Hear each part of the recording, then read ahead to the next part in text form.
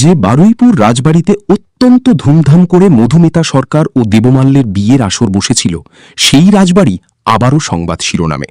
তবে এবার কোনো অনুষ্ঠান নয়, বরং একটি বিশেষ পুজোর খবরকে কেন্দ্র করে শুরু হয়েছে জোর জল্পনা। মন্দিরের প্রধান পুরোহিতের এক ঘনিষ্ঠ আত্মীয়র মাধ্যমে জানা গেছে, কয়েকদিন আগে দেবমাল্য চক্রবর্তী খুব গোপনে রাজবাড়ির কুলদেবতার মন্দিরে এসেছিলেন একটি বিশেষ শান্তির পুজো দিতে।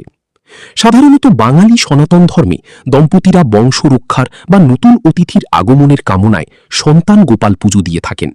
দেবমাল্য নিজে দাঁড়িয়ে থেকে সেই পুজোর সমস্ত উপাচার সম্পন্ন করেছেন।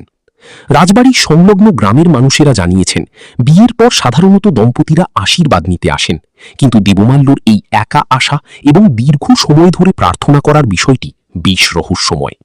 পুরোহিত মশাইয়ের কথায়, বিয়ের পর পরিবারের সুখ আর নতুন প্রজন্মের জন্য আশীর্বাদ চাইতেই তাঁরা আসেন। তবে দেবমাল্যর চোখে মুখে আমি এক হবু বাবার আত্মবিশ্বাস ও আনন্দ দেখেছি। রাজকীয় বিয়ের রেশ কাটতে না কাটতেই এই বিশেষ পুজোর আয়োজন প্রমাণ করে দিচ্ছে যে মধুমিতা ও দেবমাল্যর সংসারে খুব শীঘ্রই বাজতে চলেছে নতুন প্রাণের সুর। গ্রামের মানুষের মুখে এখন একটাই কথা, রাজবাড়িতে ছোট ছোট পায়ে নতুন কেউ আসতে আর বেশি দেরি নেই।